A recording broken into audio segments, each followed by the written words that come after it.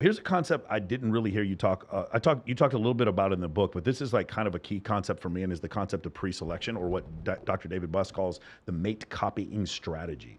The idea of so for me, like I said before, I host a bunch of bikini competitions and I host a bunch of pageants here and all the celebrity charity events in Los Angeles and Las Vegas. I'm usually the MC for those things, and from doing that, there's nothing like particularly special about me. I mean, I do kind of have my life put together, but I've just noticed there's just this exponential attention I get from women when I'm around other women, and then I have a bunch of 100%. friends who are playmates, and whenever I'm with them and I go up and talk to a woman, I actually the nervousness look that you see on men's face whenever they go talk to a beautiful woman, that's what the women look like when I walk up with like Kylie Myers and CJ Sparks. And I was just Mhm. curious, like, can you talk about? I feel like this is one of the most provable and one of the most underutilized functions when it comes to male attraction. Yeah, there's a reason why women would rather date a married guy than a guy Yeah, living in his mom's yeah, basement, right? Because the whole pre-selection part of it. Um, Let me sort of sum it up this way. So one of the guys that I was working with at one point, he was really struggling with his self-image, He didn't have a very high opinion of himself. When he was younger, he was kind of fat. He didn't get a lot of attention from women. And in his late 20s, he kind of figured it out and looked good. And I was helping him out with his online dating, at one point, and he had this photograph. And he was in a nice, like, fitted shirt, like suit, everything like that, upright. He was a tall guy in the group, kind of in the middle, and he was at I don't know, a crap table or something, but he was throwing dice, and he had a drink in one hand and he was throwing dice. And there was two women to one side, a woman to this other side, and another dude just outside of that. And two out of the three women were looking at him with admiration, like, they had the F me look in their face, yeah. sort of thing. And then the dude was looking at him like he wanted to be him. And the other girl was just like laughing and smiling like she was having a great time. I'm like, this is the best picture ever. You can't even manufacture this in a studio with models and actors. And here you are with this. Why aren't you using this in your dating profile? Right. He used it and he, of course, got those results. So that whole pre selection thing, it's like, women want to be with guys that women have already selected, Yeah. and they also want guys that men admire. You ask anybody that does public speaking, and if they bring their wife or their girlfriend along and they stand up on a stage and they deliver their speech, 45 minutes, 90 minutes, whatever happens to be, and they get down off the stage, these wives, girlfriends, whoever they happen to be, they throw themselves at their guy because they've now just talked to a large room of a whole bunch of people who've now stand up, given standing ovation. They Yeah. get the big welcome, the handshake, the spotlights on them. They love that shit, right? So, um, it's no secret for those that see the code in the matrix once they understand it. But being influential and having pre-selection is important if you want to do well in life, and that's not just with women, but if you want to do well in Yeah. life in general. Yeah, you're showing competency and you're showing that you're a leader of men. There's also these really cool studies from UNLV. I wonder if you've ever seen them when they show when men are gambling next to attractive women, that they have Mm. higher testosterone levels and they're willing to take greater risk. Also, when men drive sports cars, their testosterone levels go up. Have you ever seen Yeah. these studies? Yeah. Did you ever see that Porsche study where they put guys in like a Porsche Turbo, and I think they put them in like a Camry or something like that, and they tested their serum testosterone levels after the Porsche, Yeah. and their levels were much higher? It's crazy, man. It really is. When you think about, like, how can you deny evolutionary pressure when you see things like that? That is clearly not my testicles are not a function of culture. You know what I'm Yeah. saying? They're No, producing this that's because of evolutionary pressures. It's just an amazing thing.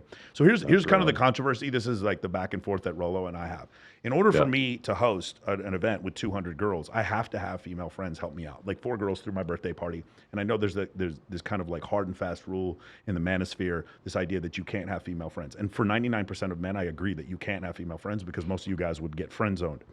The idea of, if you are like, let's just say you manage a strip club, or you're in a situation where you're like a male nurse and there's 40 other female nurses on the floor or something like that.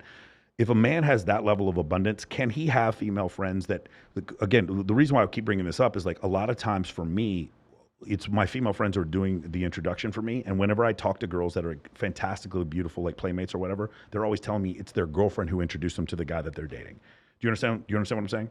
Yeah. So yeah, to that point, I'm of the opinion that men and women can't be friends, because generally speaking, the reason why men try to become friends with women is because they want to get in their pants. Sure.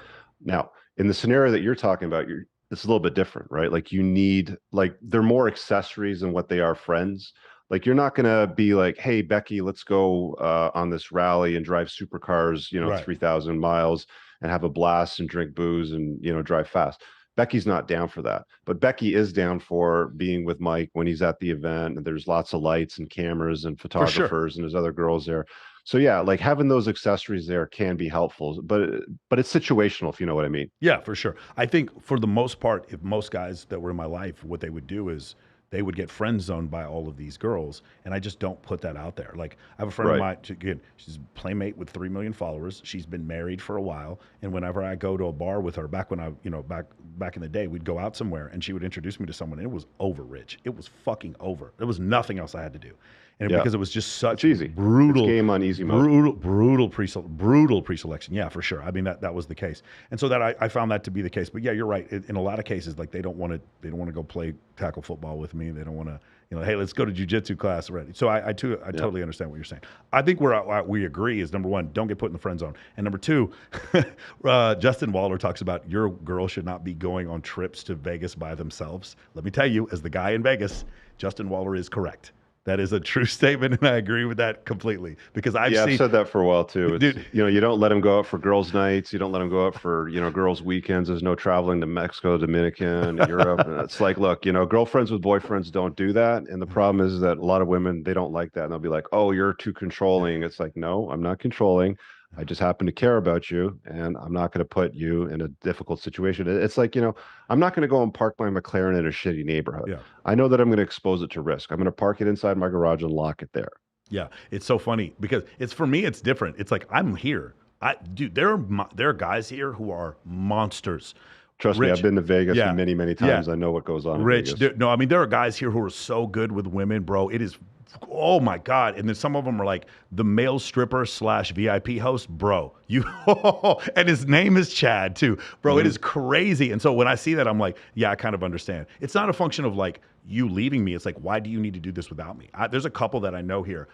She does OnlyFans stuff, and her husband, he does some other type of like real estate stuff, and they're always together 24/7, always together, and they bring women home together because she's bisexual, and their relationship works really, really well. But one of the things that happens is she's friends with Dan Bilzerian too, and she goes, just to let you know, I'm not coming unless my husband can come. And her frame is so strong when she says that Dan, he's one of the only guys that Dan lets come to the party. It's really interesting to watch, but they're always together. Meanwhile, if I go out in front of Dre's, Dre's after hours, and they're like, okay, a couple of girls can come in. I cannot tell you how many times I've seen couples where the girls go in and just leave the dude outside beyond the ropes. I've seen it happen hundreds of this Majority of guys. this puppy dog look on their face, and then meanwhile, like I'm going inside and like it's like 7-to-1 girls to guys, and I'm like, oh yeah, I get this. You're right. This is kind of like fishing with dynamite at this point.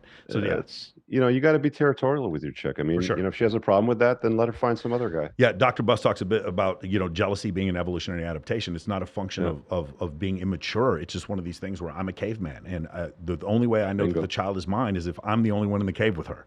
Yeah, that's it. Yep, definitely. I really hope you guys enjoyed that clip. If you want to watch the full-length podcast, you can find that over here, that clip's from. If you're newer to the channel, make sure you hit subscribe over here. And pin down below in the top comment, you'll find a bunch of useful links to my website, my supplement line, books, and a bunch of other stuff. Have an amazing day. Peace out.